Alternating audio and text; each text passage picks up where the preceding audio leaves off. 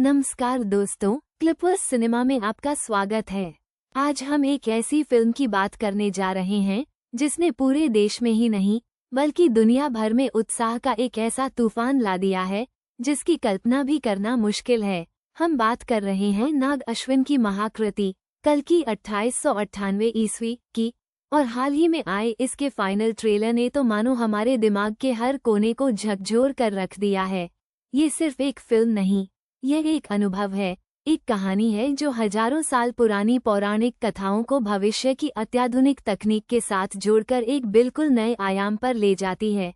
तो चलिए इस फाइनल ट्रेलर की गहराइयों में उतरते हैं और देखते हैं कि यह हमें क्या कहानी सुना रहा है और कौन कौन सी थ्योरीज इसके साथ जुड़ी हुई हैं। ट्रेलर की शुरुआत एक ऐसे विजन से होती है जहां दुनिया अपनी अंतिम सांसें गिन रही है। साल 2898, जहां मानवता का अस्तित्व दांव पर है। काशी, जो कभी मोक्ष की भूमि थी, अब खंडहरों और धूल भरी बंजर भूमि में बदल चुकी है। पानी और संसाधनों पर कॉम्प्लेक्स नामक एक शक्तिशाली साम्राज्य का कब्जा है जो आम लोगों का शोषण करता है। यहीं से शुरू होती है हमारी कहानी। प्रभास, जो भैरवा का किरदार निभा रहे हैं, एक बाउंटी हंटर हैं। ट्रेलर में हम देखते हैं कि वो सिर्फ पैसों के लिए काम करते हैं, बिना किसी नैतिकता या आदर्श के। उनका डायलॉग, जो भी सबसे ज्यादा देगा उसके लिए काम करेगा, उनकी विचारधारा को साफ करता है। लेकिन क्या वो सिर्फ एक बाउंटी हंटर हैं या उनके अंदर एक गहरा उद्देश्य छुपा है? ये सबसे बड़ा सवाल है। कुछ फैन थ्योरीज कहती हैं कि भैरवा का किरदार भगवान कृष्ण के आधुनिक अवतार की तरह हो सकता है, जो पहले सिर्फ एक सारथी थे लेकिन बाद में धर्म की स्थापना में अहम भूमिका निभाई। उनकी यात्रा एक साधारण व्यक्ति से हीरो बनने की है, जो अंततः कल्कि के मार्ग को प्रशस्त करेगा।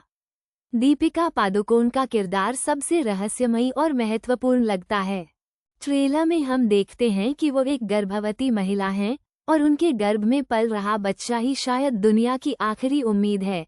उन्हें ढूंढा जा रहा है, उनका पीछा किया जा रहा है, वो अपनी जान बचाने के लिए भागती फिर रही हैं। थ्योरी है कि दीपिका का किरदार ही कल्कि अवतार की जननी है। ट्रेलर के कुछ शॉट्स में उन्हें एक रहस्यमयी शक्ति से घिरा दिखाया गया है जो उनके बच्चे की रक्षा कर रही है। ये दिखाता है कि यह बच्चा कोई साधारण बच्चा नहीं बल्कि कोई दैवीय शक्ति का वाहक है। और फिर आते हैं अमिताभ बच्चन अश्वत्थामा के रूप में।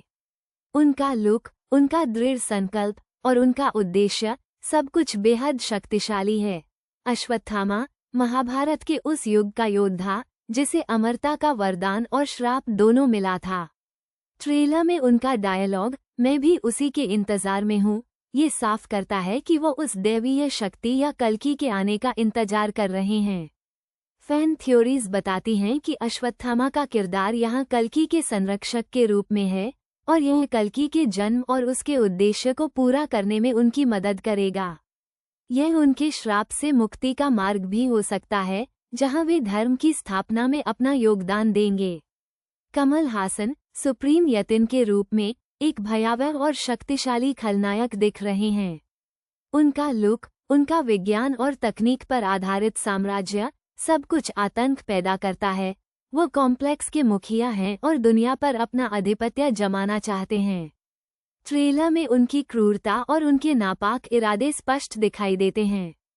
फैन थ्योरीज कहती हैं कि सुप्रीम यतिन कल्कि के जन्म को रोकना चाहते हैं या फिर उस बच्चे की शक्ति का उपयोग अपने स्वार्थ के लिए करना चाहते हैं।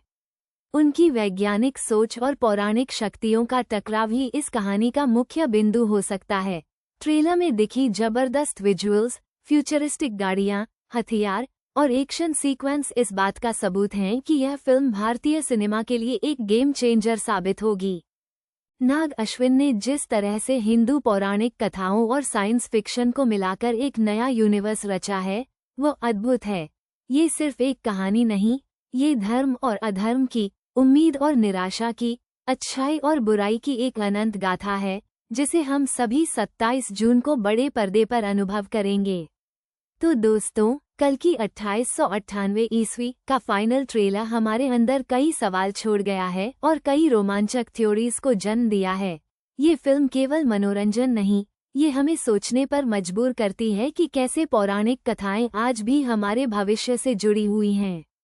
हम क्लिपवर्स सिनेमा में इस फिल्म के रिलीज का बेसब्री से इंतजार कर रहे हैं। आप भी तैयार रहिए इस भव्य अनुभव के लिए। मिलते हैं अगले वीडियो में।